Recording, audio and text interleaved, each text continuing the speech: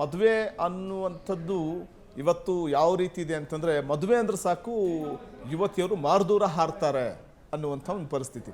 ಯಾಕೆ ಅವಿವಾಹಿತರ ಸಂಖ್ಯೆ ಹೆಚ್ಚಳವಾಗ್ತಾ ಇದೆ? ಕಾರಣ ಏನಿರಬಹುದು? ಅಥವಾ ಈ ಸಂಸಾರದ ಒಂದು ಪ್ರೆಷರ್, ಆ ಒಂದು ಒತ್ತಡವನ್ನು ತಾಳೋಕ್ಕಾಗದೆ ಇಂಥ ಒಂದು ನಿರ್ಧಾರಕ್ಕೆ ಬರ್ತಿದ್ದಾರಾ ಅಂತ?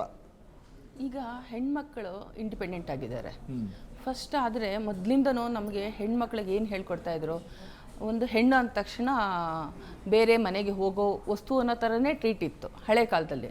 ಅದಕ್ಕೆ ಆದರೆ ಈಗ ಹಾಗಾಗಿಲ್ಲ. ಇರೋದು ಒಂದೇ ಮಗು ಮಾಡ್ಕೊತಿದ್ದಾರೆ, 1 or 2 ಪೀಪಲ್ ಇರ್ತಾರೆ ಅಷ್ಟೇ.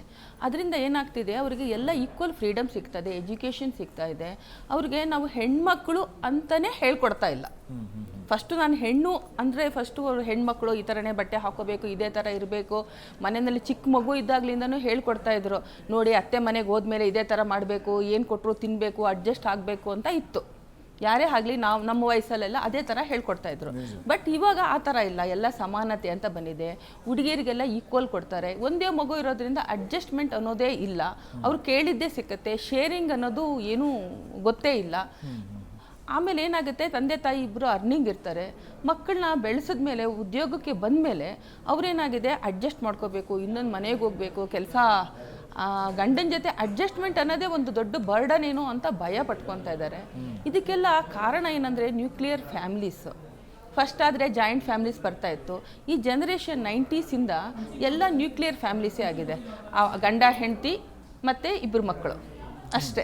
ಅವ್ರು ಬಿಟ್ಬಿಟ್ಟು ಅಪ್ಪ ಅಮ್ಮನ ಇಟ್ಕೊಳ್ಳೋದು ಅನ್ನೋದೇ ದೊಡ್ಡ ವಿಷಯ ಆಗೋಗಿದೆ. ನನ್ನ ಮಕ್ಕಳು ಅಷ್ಟೇ, ಅವೆಲ್ಲ ಸೀನೆ ಇಲ್ಲ ಅನ್ನೋ ತರ ಆಗಿದೆ.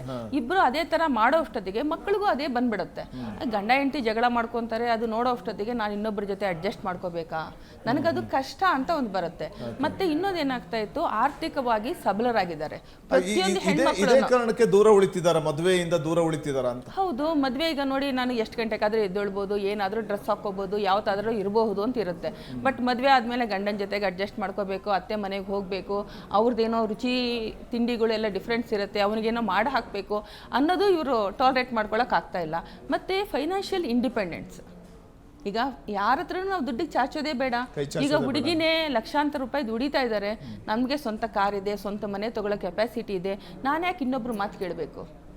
ಅದು ಪುರುಷನಿಗಿಂತನೂ ಕೂಡ ಮಹಿಳೆ ಇವತ್ತು ಅತಿ ಹೆಚ್ಚಿನ ಸಂಪಾದನೆ ಕೂಡ ಮಾಡ್ತಾ ಇರುವಂಥದ್ದು. ಹೌದು, ಶ್ರಮಪಟ್ಟು ದುಡಿತಾರೆ ಮತ್ತು ಹೆಚ್ಚು ಸಂಪಾದನೆ ಪುರುಷಗಿಂತನೂ ಸಂಪಾದನೆ ಮಾಡ್ತಾ ಇರುವಂಥದ್ದು. ಹಾಗಾಗಿ ನಾನು ಇಂಡಿಪೆಂಡೆಂಟ್ ಆಗಿ ಆರ್ಥಿಕವಾಗಿ ನಾನು ಸಬಲೆಯಾಗಿ ನಾನು ನಿಲ್ಲಬಲ್ಲೆ ಅನ್ನುವಂಥ ಒಂದು ಮನೋಧೈರ್ಯ ಬಹುಶಃ ಇಂಥ ನಿರ್ಧಾರಗಳಿಗೆ ಬರ್ಲಿಕ್ಕೆ ಕಾರಣ ಆಗ್ಬಿಡುತ್ತೆ. ಹೌದು, ಅದು ಮನೋಧೈರ್ಯನೂ ಒಂದು, ಅದು ಅವ್ರಿಗೆ ಅವರೇ ವಿಧಿಸ್ಕೊಳ್ಳೋ ಒಂದು ಶಿಕ್ಷೆನೂ ಆಗ್ತಾ ಇದೆ.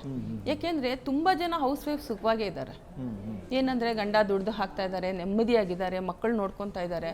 ಅದು ಅವ್ರು ಕಳ್ಕೊಂತಾ ಇದ್ದಾರೆ. ಏನಂದ್ರೆ ತುಂಬಾ ಜನ ಕಷ್ಟದಲ್ಲೂ ಇದಾರಲ್ಲ, ಇಲ್ಲ ತುಂಬಾ ಆ ರೀತಿಲೂ ಆಲೋಚನೆ ಮಾಡ್ಬೋದು ಅಂತ. ಯಾಕಪ್ಪ ಅಕಸ್ಮಾತ್ ಈಗ ಲೈಫ್ ತುಂಬಾ ಚೆನ್ನಾಗಿದೆ ಅಂದ್ರೆ ಒಂದು ಗಾದೆ ಇದೆ, ಎಲ್ಲೋ ಕೇಳಿದ್ದುಂಟು. ಅಂದ್ರೆ ಖುಷಿಯಾಗಿರೋದೇ ಜೀವನ ಅಲ್ಲ, ಒಂದಲ್ಲ ಒಂದಿನ ಮದುವೆ ಆಗ್ಲೇಬೇಕು ಅಂತ. ಪದ್ಮಾಕ್ಷಿ ಅವರೇ, ಖುಷಿಯಾಗಿರೋದೇ ಲೈಫ್ ಅಲ್ಲ, ಒಂದಲ್ಲ ಒಂದಿನ ಮದುವೆ ಆಗ್ಬೇಕಂದ್ರೆ ಮದುವೆ ಆದ್ಮೇಲೆ ಕಷ್ಟ ಇದ್ದಿದ್ದೆ ಅಂತ. ಬಹುಶಃ ಈ ಒಂದು ಮಾನಸಿಕತೆಯಿಂದಾಗೆ ದೂರ ಉಳಿತಿದಾರ ಅಂತ. ಅಂದ್ರೆ ಮಾನಸಿಕವಾಗಿ ಅವರು ಹೆದರ್ಕೊಂಡಿದ್ದಾರೆ. ಅವ್ರಿಗೆ ಫ್ಯಾಮಿಲಿನಲ್ಲಿನೂ ಸಪೋರ್ಟ್ ಸಿಗ್ಬೇಕು, ಅದು ಎಲ್ಲರೂ ಹೆದರ್ಕೊಂತಾ ಇಲ್ಲ ಸರ್. ತುಂಬಾ ಜನಕ್ಕೆ ಏನಾಗಿದೆ, ಅವ್ರ ಪೇರೆಂಟ್ಸ್ ಯಾವ ತರ ಕಷ್ಟದಲ್ಲಿ ಬಂದಿರ್ತಾರೆ ನೋಡಿರ್ತಾರೆ.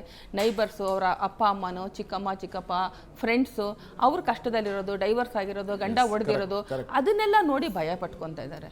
ನಾಳೆ ನಮಗೂ ಈಗ ಆಗ್ಬಿಟ್ರೆ ಏನಾಗುತ್ತೆ? ಮತ್ತೆ ಈಗಲೂ ನಾವು ಟಿವಿನಲ್ಲಿ ನೋಡ್ತಾ ಇದೀವಿ, ವರದಕ್ಷಿಣೆ ಸಾವುಗಳು ಅಂತಿದೆ. ಈಗಿನ ಕಾಲದಲ್ಲಿ ಹುಡುಗಿರೇ ಸಿಗ್ತಾ ಇಲ್ಲ, ಹುಡುಗಿ ಸಿಕ್ಕೋದೇ ಕಷ್ಟ, ಎಷ್ಟೊಂದು ಜನ ಯುವಕರು ಮದುವೆ ಆಗದಲ್ಲೇ ಉಳಿತಾ ಇದ್ದಾರೆ ಅಂತ ತೋರಿಸ್ತಾರೆ.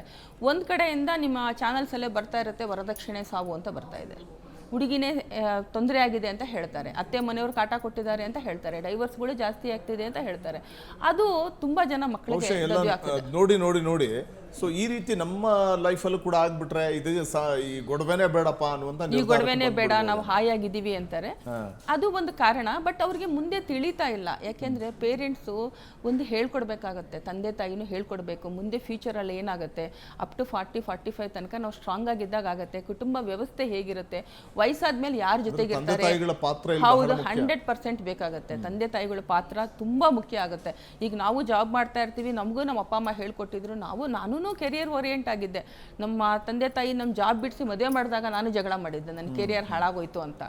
ಬಟ್ ಇವಾಗ ನೆನೆಸ್ಕೊಂತೀನಿ, ಹೌದಲ್ವಾ, ಅವ್ರು ಹೇಳಿದ್ರು, ಇವಾಗ ನಮಗೆ ಫ್ರೀಡಮ್ ಸಿಕ್ಕಿದೆ, ಮಕ್ಕಳನ್ನ ಮುಂದೆ ಬೆಳೆಸಿದ್ವಿ, ಒಳ್ಳೆ ಕಡೆಗೆ ತಂದ್ವಿ. ನಾವು ಒಂದು ಸ್ಯಾಕ್ರಿಫೈಸ್ ಮಾಡಿದ್ರೆ ಫ್ಯಾಮ್ಲಿನೂ ಒಂದು ಸ್ಯಾಕ್ರಿಫೈಸ್ ಮಾಡಿ ನಮಗೂ ಒಂದು ಫ್ರೀಡಮ್ ಕೊಡುತ್ತೆ. ಅದನ್ನು ತಿಳ್ಕೊಂಡ್ರೆ ಆಗುತ್ತೆ. ಎನಿ ಟೈಮ್ ಯಾರು ಬೇಕಾದರೂ ಅರ್ನ್ ಮಾಡಬಹುದು, ಬಟ್ ಫ್ಯಾಮಿಲಿನ ಮತ್ತೆ ಮಾಡ್ಕೊಳಕ್ಕಾಗಲ್ಲ. ಮಕ್ಕಳು ಮಾಡ್ಕೊಳ್ಳೋ ಏಜಲ್ಲಿ ಮಕ್ಕಳು ಮಾಡ್ಕೋಬೇಕು. ಮಕ್ಕಳು ಅದು ಟೈಮ್ ಆದಮೇಲೆ ನಾವೇನು ಮಾಡ್ಕೊಳಕ್ಕಾಗಲ್ಲ. ಈಗಿನ ಕಾಲದಲ್ಲಿ ತುಂಬ ಜನ ಹುಡುಗಿರು ನಾವು ಮಕ್ಕಳನ್ನ ಯಾಕೆ ಮಾಡ್ಕೊಳ್ಳೋದು, ಸರಗಸಿ ಮಾಡ್ಕೊತೀವಿ, ದುಡ್ಡಿದೆ, ಯಾವುದೋ ಅಡಾಪ್ಟ್ ಮಾಡ್ಕೊಂಡ್ಬಿಡ್ಬೋದು ಅಂತ ಭ್ರಮೆನಲ್ಲಿ ಇರ್ತಾರೆ. ಬಟ್ ಯಾರು ಬರೋದಿಲ್ಲ ಸರ್. ಪ್ರಪಂಚ ಏನಂದರೆ ಸ್ವಂತದವರು, ನಮ್ಮವರು, ನಮ್ಮ ಮಕ್ಕಳು, ನಮ್ಮ ಗಂಡ ಅನ್ನೋರೇ ನಮಗೆ ಬರ್ತಾರೆ. ಯಾರಿಗೂ ಟೈಮ್ ಇಲ್ಲ, ಇನ್ನೊಬ್ರಿಗಾಗಿ ಥಿಂಕ್ ಮಾಡಲಿಕ್ಕೂ ಟೈಮ್ ಇಲ್ಲ. ಅದನ್ನು ತಿಳ್ಕೊಬೇಕಾಗತ್ತೆ. ಅದನ್ನು ತಿಳ್ಕೊಂಡಿಲ್ಲ, ಅದನ್ನು ಹೇಳ್ಕೊಡೋರು ಇಲ್ಲ. ಅದು ಇವರು ಒಂದು ರಾಂಗ್ ಡೈರೆಕ್ಷನಲ್ಲಿ ಹೋಗ್ತಾ ಇದ್ದಾರೆ. ದುಡ್ಡಿದೆ, ಯೌವನ ಇದೆ, ಒಳ್ಳೆ ಟೈಮ್ ಇದೆ, ಇವಾಗೆಲ್ಲ ಸಿಗ್ತಾ ಇದೆ. ಈ ಫ್ರೀಡಮ್ ಒಂದು ಟೈಮ್ ಮಾತ್ರ ಅಲ್ಲ, ಅದು ಒಂದು ಟೈಮ್. ಆಫ್ಟರ್ ಸರ್ ಇವಾಗ ಈಗ ನೋಡಿ 30-35 ತನಕ ಹುಡುಗಿರು ಯಾವ ಹುಡುಗರು ಬಂದ್ರು ರಿಜೆಕ್ಟ್ ಮಾಡ್ತಾರೆ. ಯಾವ ಪ್ರಪೋಸಲ್ಸ್ ಬಂದ್ರು ನಂಗೆ ರಿಜೆಕ್ಟ್ ಆಗ್ತಾರೆ. ಅಪ್ಪ ಅಮ್ಮ ಇರಬಾರ್ದು ಅಂತ ಹೇಳ್ತಾರೆ, ಅತ್ತೆ ಮಾವ ಜೊತೆಗೆ ಇರಬಾರ್ದು ಅಂತಾರೆ, ಗಂಡ ಹೆಂಡತಿ ಇಬ್ಬರೇ ಇರಬೇಕು ಅಂತಾರೆ. ಎಲ್ಲದ ಆ ಥರ ಡಿಮ್ಯಾಂಡ್ ಮಾಡ್ಕೊಂಡು ಬರ್ತಾರೆ, ಎಲ್ಲ ರಿಜೆಕ್ಟ್ ಮಾಡ್ಕೊತಾರೆ. ಒಂದು ಏಜ್ ಆದಮೇಲೆ ಅವಾಗ ಅವ್ರಿಗೆ ಯಾರೂ ಸಿಗೋದಿಲ್ಲ. ಆಫ್ಟರ್ 40 ಅಥವಾ 45 ಒಂದು ಒಂಟಿತನ ಅಂತ ಕಾಡೋಕೆ ಶುರು ಆಗುತ್ತಾ ಅಂತ. ಈಗ ಬೇರೆಯವರು, ಈಗ ಉದಾಹರಣೆ ಫಾರ್ ಎಕ್ಸಾಂಪಲ್, ಆಕೆ ಆ ಒಬ್ಬ ಹೆಣ್ಣು ಮಗಳು ಒಂಟಿಯಾಗಿದ್ದಾಳೆ, ಒಬ್ಬಳೇ ಜೀವನ ನಡೆಸ್ತಿದ್ದಾಳೆ. ಸೊ ಒಂದು ಪಾರ್ಕಲ್ಲಿ ಏನೋ ಸುತ್ತಾಡ್ತಿರ್ತಾಳೆ, ಗಂಡ ಹೆಂಡತಿ ಮಕ್ಕಳು ಹೋಗ್ತಾ ಇರ್ತಾರೆ, ಅಲ್ಲೇನೋ ಪಾರ್ಕಲ್ಲಿ ಏನೋ ತಿಂತಾ ಇರ್ತಾರೆ, ಅಥವಾ ಮಕ್ಕಳ ಜೊತೆ ಆಟ ಆಡ್ತಿರ್ತಾರೆ. ಅದನ್ನೆಲ್ಲ ನೋಡಿದಾಗ ನನಗೂ ಇರಬೇಕಿತ್ತು ಒಂದು ಕುಟುಂಬ ಅಥವಾ ಒಂದು ಸಂಸಾರ ಅಂತ ಅನ್ನಿಸದೇ ಇರೋದು ಅಂತ ಅನ್ಸುತ್ತೆ ನನಗೆ. ಖಂಡಿತ ಅನ್ಸುತ್ತೆ ಸರ್, ಖಂಡಿತ ಅನ್ಸುತ್ತೆ. ನನ್ನ ಸ್ನೇಹಿತರು ತುಂಬ ಜನ ಆ ಥರ ಇದ್ದಾರೆ. ನಾವೆಲ್ಲ ಜಾಬ್ ಮಾಡ್ಕೊಂಡ್ಮೇಲೆ ನಮ್ಮ ಅಪ್ಪ ಅಮ್ಮ ಬಲವಂತ ಮಾಡಿ ಜಾಬ್ ಬಿಡಿಸಿ ಮದುವೆ ಮಾಡಿಸಿದ್ರು. ಯಾಕೆಂದರೆ ಹೌಸ್ ವೈಫ್ ಇರಬೇಕು ಅಂತ ಹೇಳಿದ್ರೆ, ಅವಾಗೆಲ್ಲ ನಮ್ಮ ಟೈಮಲ್ಲಿ ಅಬೌಟ್ ಒಂದು 30 ಇಯರ್ಸ್ ಬ್ಯಾಕ್ ಅದೇ ಥರ ಇತ್ತು. ಸೊ ಜಾಬ್ ಬಿಡಿಸಿ ಮದುವೆ ಮಾಡಿಸಿದ್ರು. ಕೆಲವರೆಲ್ಲ ನಾನು ಜಾಬ್ ಬಿಡಲ್ಲ, ನಾನು ಹೀಗೆ ಇರ್ತೀನಿ ಅಂತ ಈಗ ಒಂಟಿಯಾಗಿದ್ದಾರೆ. ನಮಗೆಲ್ಲ ಮಕ್ಕಳು, ಫ್ಯಾಮಿಲಿ ಎಲ್ಲ ನಾವು ಚೆನ್ನಾಗೇ ನೋಡಿದಾಗ ಏನು ಅನ್ಸುತ್ತೆ ಅವ್ರಿಗೆಲ್ಲ ಬೇಜಾರಾಗುತ್ತೆ. ನಾವು ವಿ ಹ್ಯಾವ್ ಡನ್ ರಾಂಗ್, ನಾವು ಅವಾಗ ತಪ್ಪು ಮಾಡಿದ್ವಿ ಅಂತ ಈಗ ಅಳ್ತಾರೆ. ಈಗ ಅತ್ತಾಗ ಏನು ಮಾಡಲಿಕ್ಕಾಗಲ್ಲ. ಆಮೇಲೆ ಯೌವನದಲ್ಲಿ ನಾವು ಜಾಬ್ ಇದೆ, ನಮಗೆ ಅಹಂಕಾರ ಇರುತ್ತೆ, ನಮಗೆ ದುಡ್ಡು ಚೆನ್ನಾಗಿರುತ್ತೆ, ಒಳ್ಳೆ ಕೆಲಸದಲ್ಲಿ ಇದ್ದೀವಿ ಅಂತ ಇರುತ್ತೆ.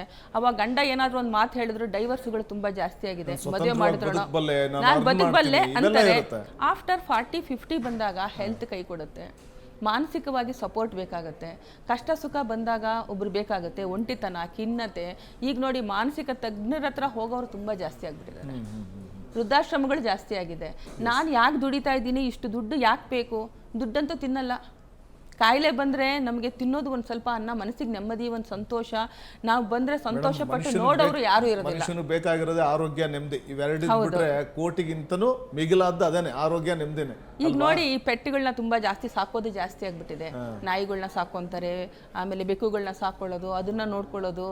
ಯಾಕೆಂದ್ರೆ ಅವ್ರಿಗೆ ಒಂಟಿತನಕ್ಕೆ ಏನೋ ಒಂದು ಮಾಡ್ಬೇಕಂತ ಅದು ಜಾಸ್ತಿ ಆಗಿದೆ ಹೊರತು ಅವರು ಖಂಡಿತ ಕುಟುಂಬದ ವ್ಯವಸ್ಥೆನ ಅರ್ಥ ಮಾಡ್ಕೊಂತ ಇಲ್ಲ.